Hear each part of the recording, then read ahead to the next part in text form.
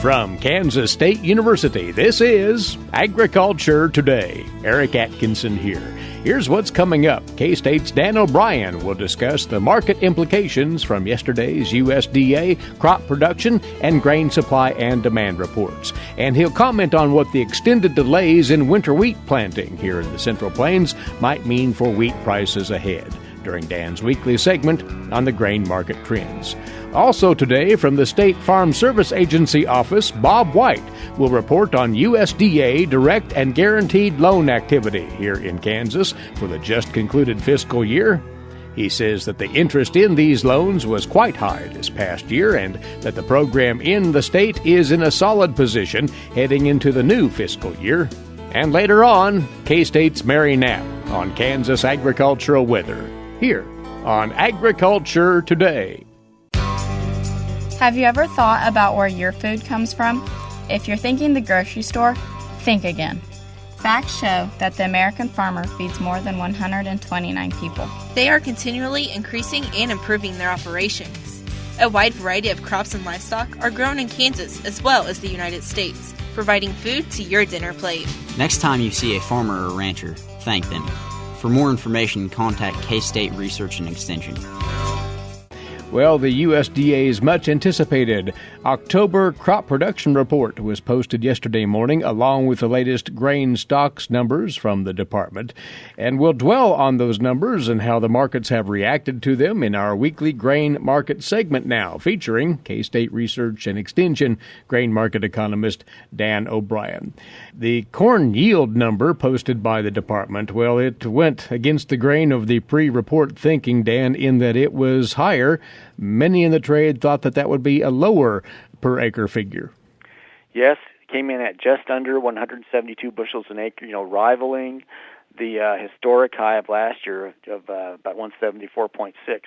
But the acreage numbers were adjusted lower to offset some of that otherwise more sizable increase.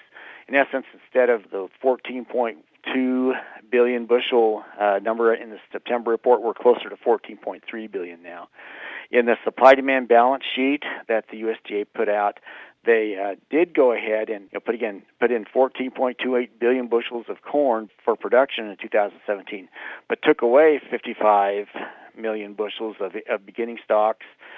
So ended up with a net gain in supplies of about 40 million. But they also looked at the usage side and increased feed residual usage as well as some increases in other non-ethanol food seed digester usage. Ended up in total being about a 5 million bushel increase in ending stocks and identical stocks to use projections for the 17-18 marketing year and no change at all in the price. So even though the production numbers were up, still with the other changes that happened in that projection, it basically was a neutral report. Interesting to see what the futures did yesterday. While they were trading, they did trade down to, I don't know if it was a contract low, but lowest since at least last September for D's corn, down to about 342, 343, but ended up and closed back up at 349. So you look at the reasons for that trade, at least as is quoted by close market watchers to that action, basically indicated that, gosh, what happened on soybeans helped that, and I don't doubt that was part of the case. But again, even though the production numbers were up, with all these other offsetting increases in usage, we're basically at the same place we were coming out of the September report, and really still wondering what the final numbers will be heading off into the November and January reports. So even if we came out of November or January and did decrease production, let's say as much as 250 to 300 million bushels, we're still sitting at a situation where, again, by the time we take that much of a decrease, a potential decrease off, that we'd still be sitting at ending stocks, by the time we run that through the balance sheet, of just about 2 billion bushels, stocks to use 15%. And gosh, if we did cut back a little bit on supplies, 200 or 300 million bushels, we'd probably see, a 20, maybe a 25, 30 cent increase in prices, but still not a factor by itself that would take us up towards $3.80, $4 or above.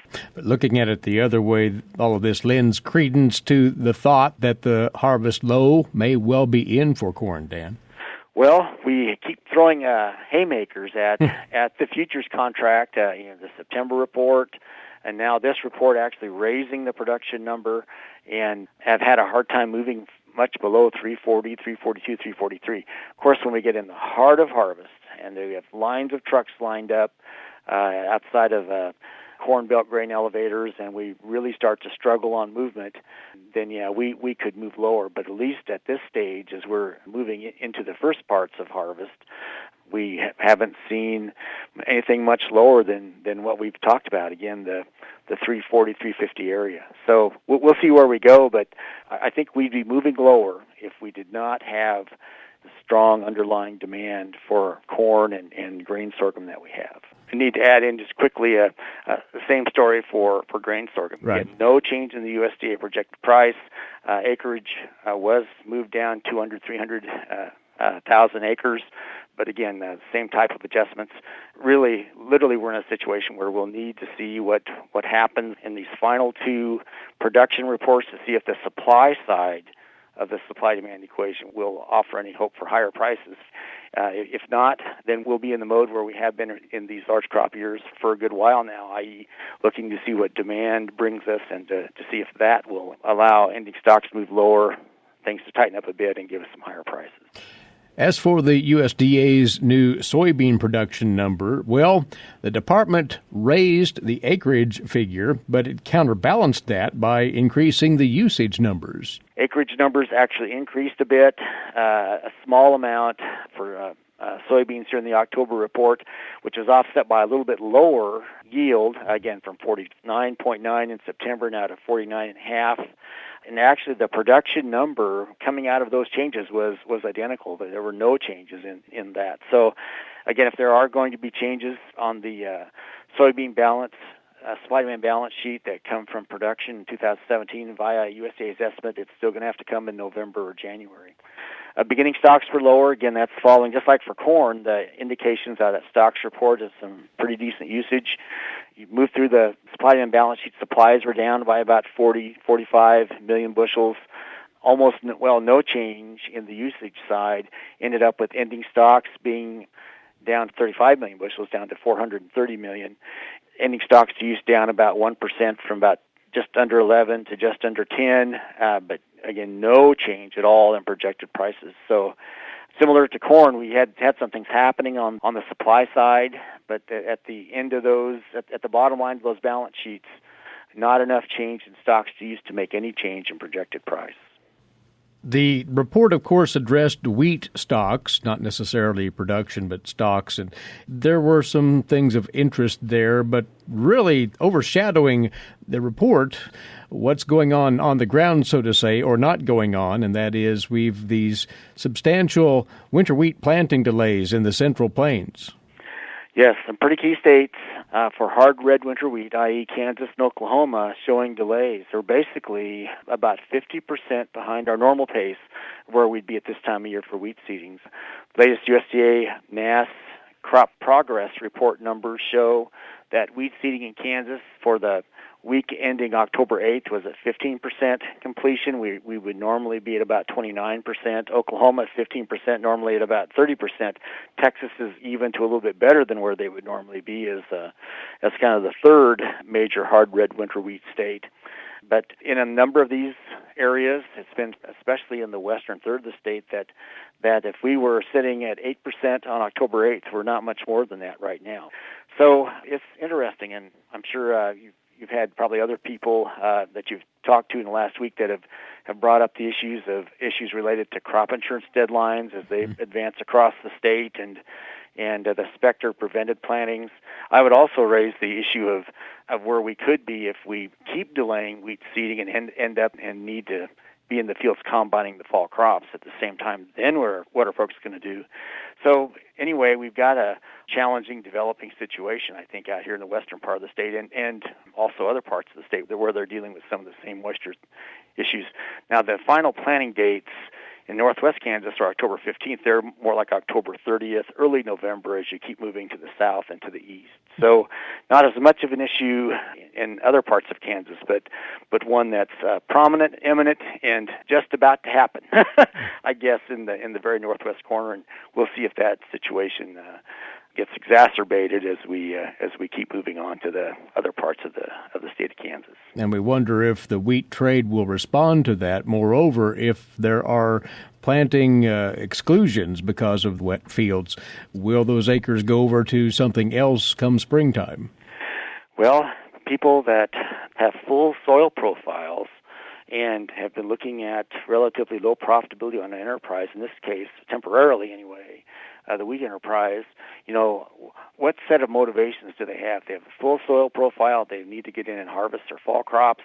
Do they go ahead and pursue planting wheat in some of these areas where they're starting to see, basically crop insurance coverage declines because of these final dates have been met? Mm-hmm. The bigger issue out there that could happen is that this becomes enough of a challenge in hard red winter wheat country that we end up and take ourselves 200 to 300 million bushels lower for production heading off into 2018 just because we couldn't get it planted here this fall of this year. And then you start to see that U.S. wheat ending stocks figure of 960 million start to move closer to 750, 700, 600, and you start to change the domestic stocks to use and probably affect the price outcomes.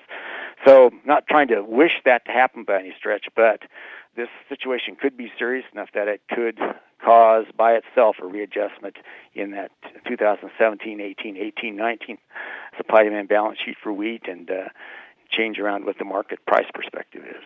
Well, producers, once again, feel free to review Dan's full notes on the markets, including his analysis of the USDA's October crop production and grain stocks reports posted yesterday. That is now on the agmanager.info website. Hey, Dan, thanks again, and next Friday we'll talk once more. Thanks, Eric. Take care. He's along with us each week to get into the grain market trends. Dan O'Brien is a grain market economist, K-State Research and Extension. You're listening to Agriculture Today. Did you eat today? Thank a farmer. A way to get more involved in agriculture is through 4-H and FFA. Through 4-H and FFA, we have been given multiple opportunities to grow as leaders and learn more about agriculture. You can learn skills related to jobs, public speaking skills, and you get the opportunity to travel around the country and meet new people. If you want more information about getting more involved in 4-H and FFA, visit them on their websites at kansasffa.org and kansas4h.org.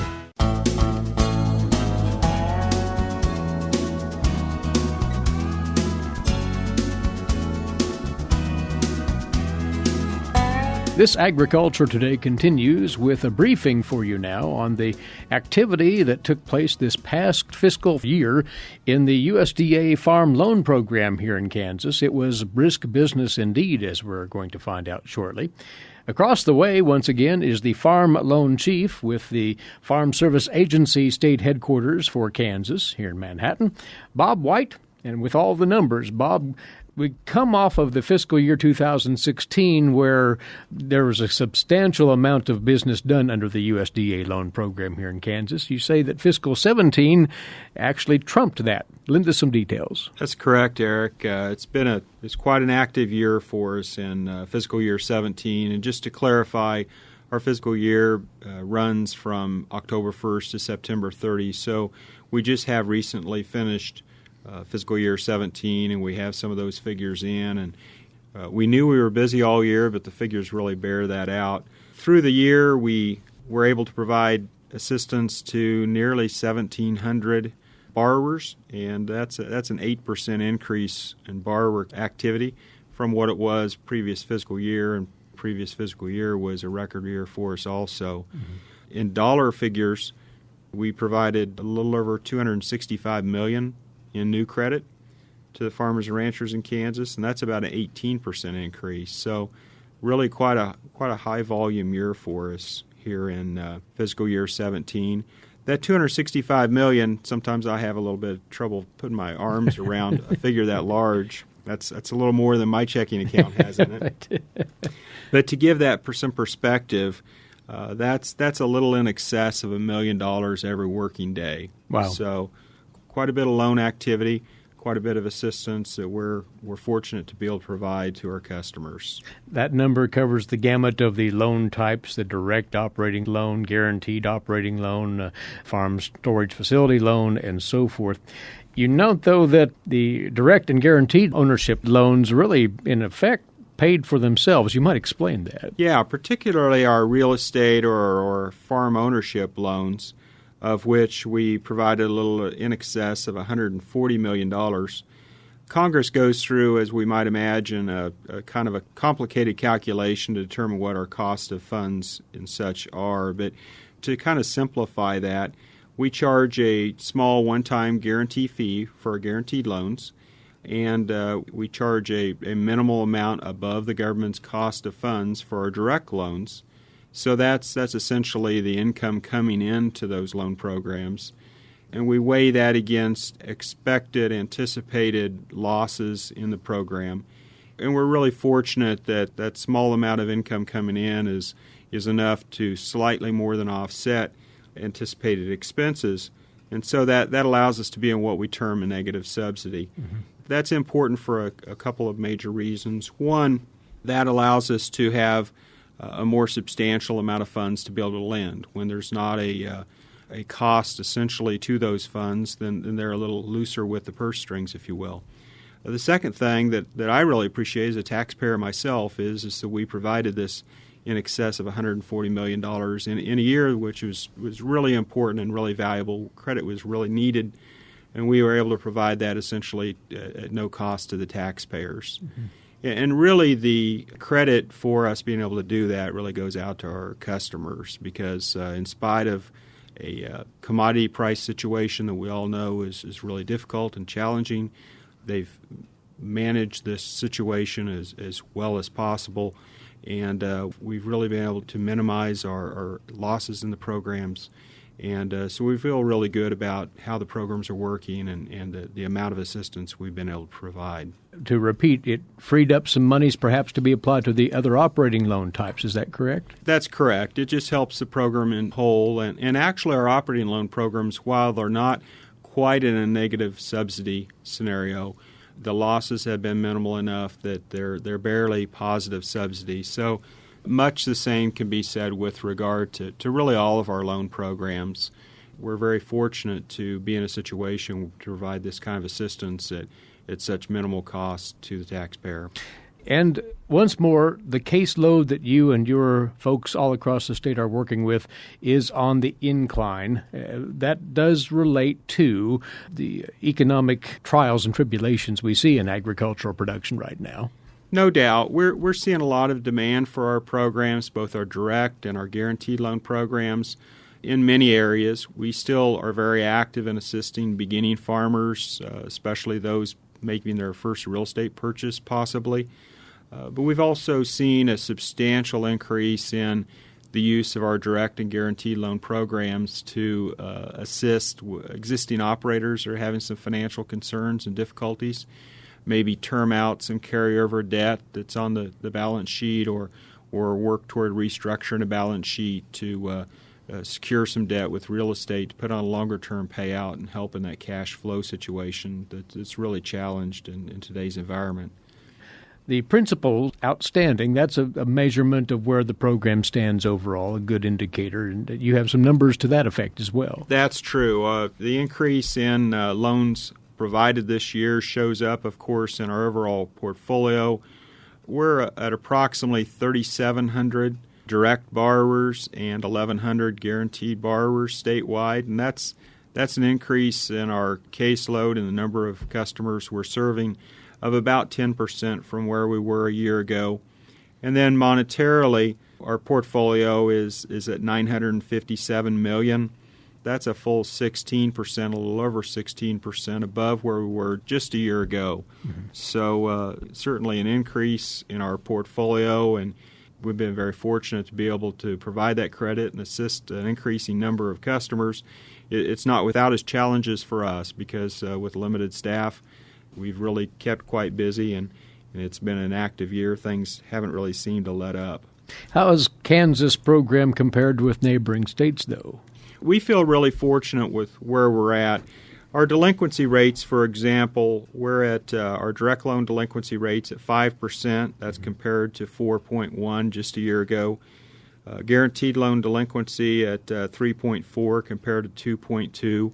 And while those delinquency rates are up and we are monitoring those very closely, we do feel that those are pretty manageable, pretty reasonable, given the environment we're in. Comparatively, as a nation, our delinquency rate for direct loan programs at 11.9%. So we compare very, very favorably to the national program. We feel very fortunate here in Kansas that our customers do such a good job, and our programs seem to be working very well, and we really appreciate the work our customers do.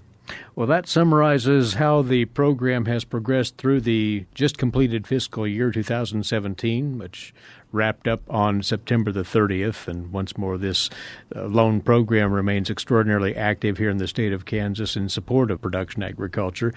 Presumably, as we're now into the new fiscal year, Bob, 2018, starting October the 1st, there is little, if any, let-up in the interest in these loan options, is there? We're not seeing any decrease at all in the interest in the programs. As a matter of fact, it's continuing to increase a little bit. And we would anticipate, as we see continued stress on the ag economy, that we'll probably see these programs continue to expand. As we go into this new fiscal year, we are operating a continuing resolution, which goes through December 8th. And after that point, we'll either have a new continuing resolution or we'll be operating a full-year budget. We don't know the details yet as to what a full-year budget will be composed of, but we do anticipate funding probably pretty similar to what we had this year, which was sufficient for our needs. It's our understanding that politically these programs are pretty appreciated. I think there's an understanding that there is the need for this kind of assistance in the agriculture here in Kansas and elsewhere. So we do anticipate having probably adequate funds, and we look to have another busy year coming up. Well, the funding is very likely there for this fiscal year, and the staff is there. We remind folks that you have people throughout the state of Kansas at local USDA service centers waiting to help them if they're inclined in doing business with the USDA Loan Program, right? Correct. We have 21 farm loan offices scattered around the state. That's a really good system. We're able to have local assistance for each area of the state, and we appreciate being able to have that local contact with our customers. Very good.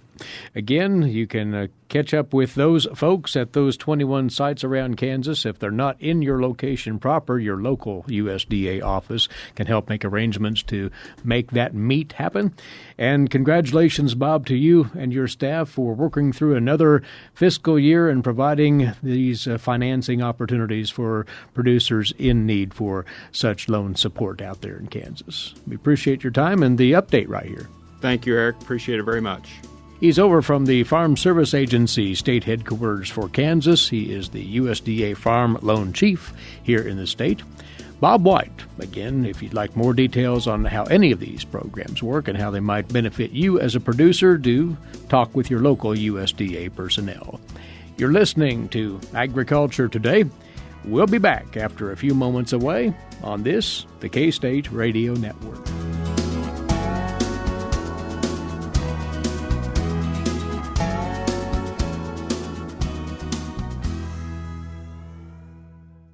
While many people know hunger is an issue in developing countries, it is also a problem in our own backyards.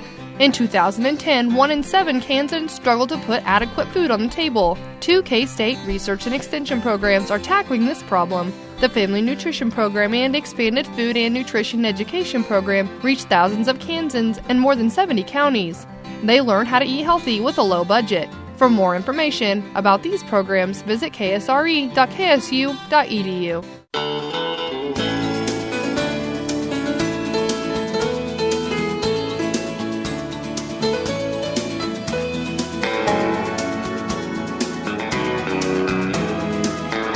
Broadcasting from the campus of Kansas State University, this is Agriculture Today. Welcome back. Eric Atkinson here. Today's agricultural news headlines come your way now. Courtesy in part of DTN. We referred, of course, in our visit with K-State's Dan O'Brien earlier about the USDA October crop production report numbers. Here now for you the Kansas numbers from that report based on October the 1st conditions. The Kansas corn production forecast is at 697 million bushels. That's down slightly from last year's production. The area to be harvested for grain at 5.2 million acres, up 6% from a year ago. The corn yield is forecast at 134 bushels per acre. That would be down 8 bushels from last year.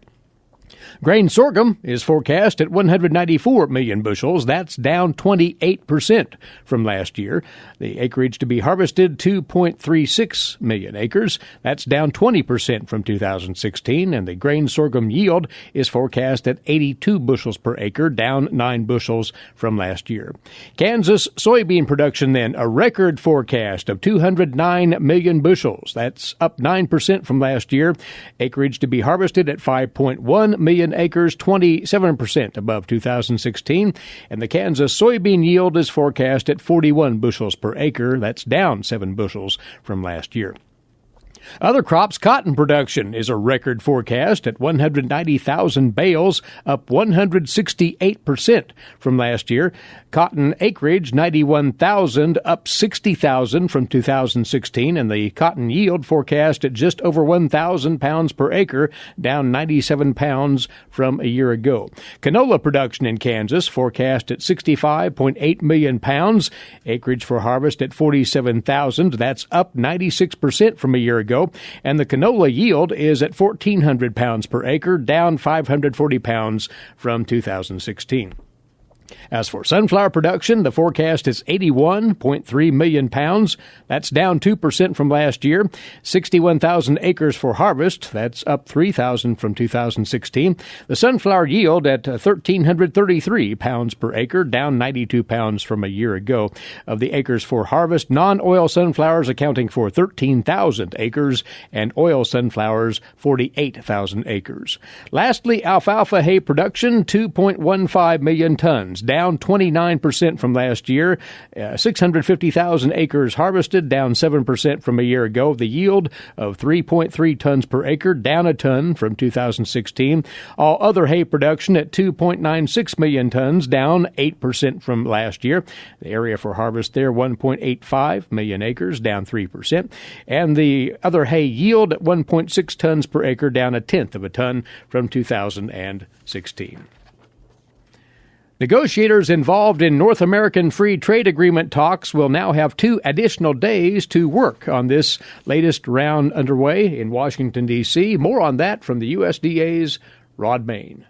As Round 4 of North American Free Trade Agreement renegotiation began midweek in Arlington, Virginia, just across the Potomac River, the leaders of 2 NAFTA countries met at the White House. I think we have a chance to do something very creative that's good for Canada, Mexico, and the United States. We have a good partnership, and there's always ways to improve it. That's why having an ongoing constructive relationship is really important. President Donald Trump and Canadian Prime Minister Justin Trudeau discussing NAFTA, among other issues. Over 24 negotiation topics, including agriculture, are expected to be covered in the now expanded time frame of Round 4 of NAFTA renegotiations. Originally scheduled to conclude Sunday, 2 additional days have been added to give U.S., Canadian, and Mexican negotiating teams more time in this round of NAFTA 2.0 talks. The latest round has already produced one result: closing of the chapter on competition.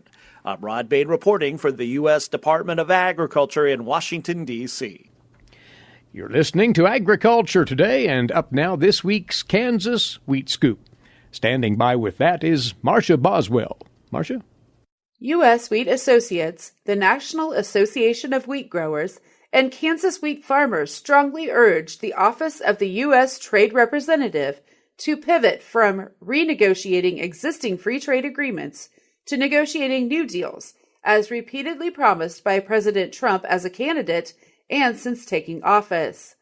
On October 3rd, the United States and Korea pledged to begin negotiations on aspects of the U.S.-Korea Free Trade Agreement. While the wheat industry does not, in principle, object to modernizing trade agreements, such as the ongoing negotiations to update NAFTA, the North American Free Trade Agreement, The U.S.-Korea Free Trade Agreement is the United States' most recent trade agreement and is barely a quarter of the way through full implementation. It also passed with strong bipartisan support in Congress after being negotiated under two separate administrations. According to National Association of Wheat Growers CEO Chandler Gould, while we disagreed, the president made it clear that he did not support the Trans-Pacific Partnership. We were promised a series of bilateral trade agreements in its place. The U.S. Trade Representative has limited resources. It is time to get past plowing the same fields and start opening ground in new markets. Right now, we are standing around watching the world pass us by on trade agreements. U.S. Wheat Associates and the National Association of Wheat Growers recently weighed in against withdrawal from the U.S.-Korea Free Trade Agreement for fear of market disruptions and concern that the United States will lose leverage and incentives to get good trade deals in the future. U.S. Wheat Associates President Vince Peterson said, "I'm glad to see we're not making any rash decisions about withdrawing from trade agreements, but we need to see more than that. In the decade since the U.S.-Korea Free Trade Agreement was negotiated, we have seen no new trade agreements and zero additional market access for wheat farmers.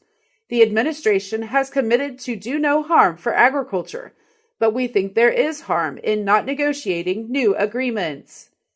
Over that same period, wheat export competitors have been significantly more active in signing new free trade agreements.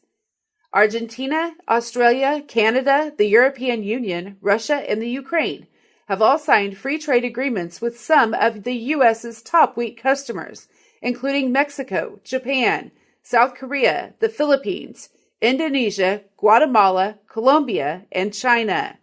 With current excess supplies of wheat, losing market share in these top markets continues to depress prices in the United States.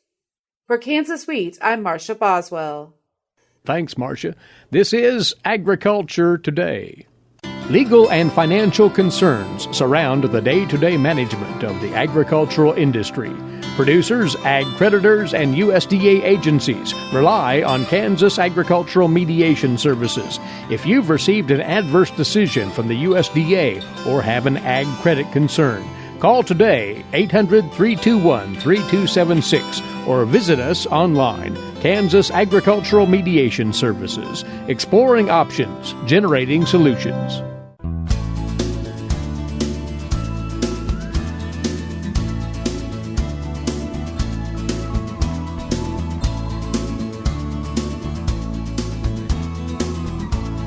Rounding out this Agriculture Today, our stint on Kansas agricultural weather for this week. And across the way is Research and Extension climatologist at K-State, Mary Knapp, with the latest notes from the Weather Data Library here at the university. We do know, Mary, that rainfall was abundant around the better part of the state this past week, and some spots were well above normal, you say.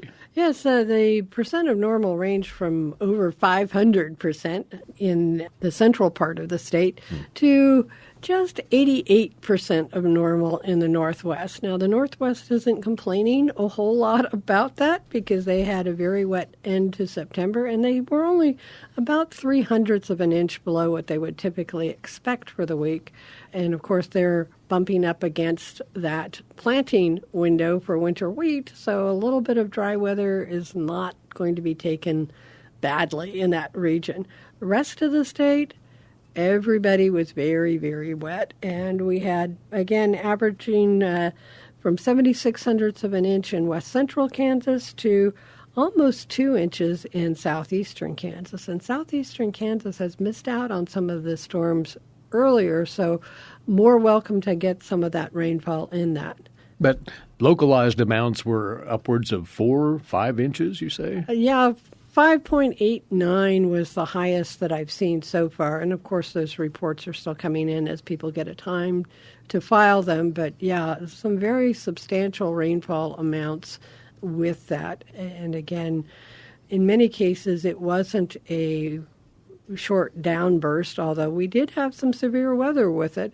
But in many cases, it was an all-day rain event or multiple-day rain event, which, again, allows a lot more chance for increasing that soil moisture level rather than having runoff and flooding. And unfortunately, pretty much shutting down field work. Unfortunately, yes, and it's been slow for things to dry out and get in there. There's some windows opening up, but we've got another system coming through this weekend that will be most productive in the eastern parts of the state, and that is likely to put people out of the field again if the amounts verify, which is somewhere between 2 and 3 inches in parts of central and northeastern Kansas. We'll talk more about where that will likely track, but the drought map presumably then is shrinking in the state. Yes, we had some significant improvements. We've eliminated the severe drought that had been in the state, and we've shrunk the area of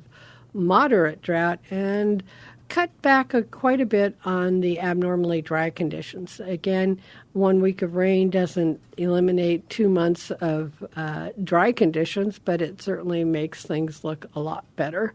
And we're likely to see continued improvement if these rains materialize over this coming weekend, because it's expected to be strongest in these areas where we still have that lingering drought on the map. And freezing temperatures were registered in parts of western Kansas. And not just parts of western Kansas. Parts of north central Kansas got hit as well.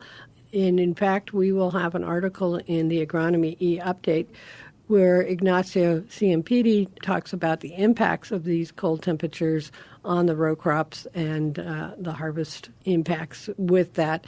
So I urge the listeners to take a look at that. And if you want to look at it also, if you want to track the next freeze event, you can look at our Kansas Mesonet and look at the freeze monitor page. That will look at the coldest temperatures at any of our Mesonet stations, as well as how many hours did that temperature stay below the freeze mark. For cold-tolerant crops, such as our winter wheat and our canola, we also have a feature where you can look at how many hours it was below 24 when we actually get down to that range. We didn't have anybody drop down that cold this event, but it will be coming. And again, that is one of those thresholds that's a little bit more important when you're looking at, again, those cold-tolerant crops. That is really a neat tool. It was introduced last year, the Freeze Monitor. Check that out at Mesonet, mesonet.ksu.edu. Now, as we look to the weekend, you already mentioned we are expecting rain. It'll be concentrated largely in eastern Kansas. Severe weather may be in the mix, Mary? It's always a possibility in the mix, and it looks like there's going to be enough energy in the atmosphere with that front that's coming through that we could trigger some severe events.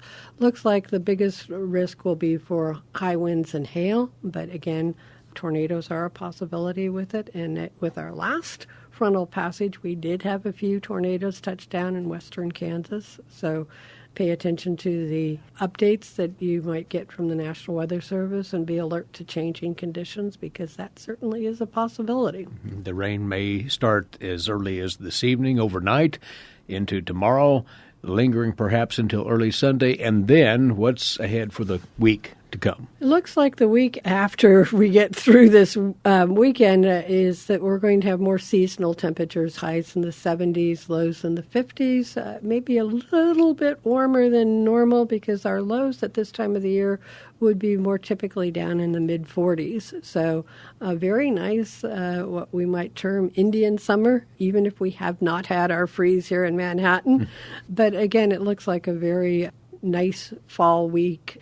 We are watching the system that is coming ashore on the Pacific Northwest this weekend. They're going to be expecting as much as 12 to 15 inches of snow in the Cascades. We'll have to see how that tracks, whether it tracks across the northern plains or whether it dives down along the Rockies and comes out into our eastern areas. And of course, to our west, Denver's already had their first snowstorm of the season, and so we know that winter weather is not far from us. But it's to be determined whether that system actually dips down into the Central Plains. Right. At this point, there's no indication that we might see. It looks like it's going to keep more zonal and go across that northern Dakotas and not have much impact for us at all. Well, for our producers out there itching to get back in the fields, either to continue with harvest or to plant that wheat at this late date, a dry stretch would not bother them whatsoever, Mary. No, it would be a very welcome break in the rainfall if we could have a dry week to get that field work accomplished. Well, a good weekend to you. Thanks for coming over once again, and next Friday we'll talk once more. Thanks, Eric. Mary Knapp, Research and Extension Climatologist at K-State, talking Kansas agricultural weather with us on Fridays. And our time is away for today. Thanks for tuning in, and enjoy your weekend likewise. Eric Atkinson here. This has been Agriculture Today over the K-State Radio Network.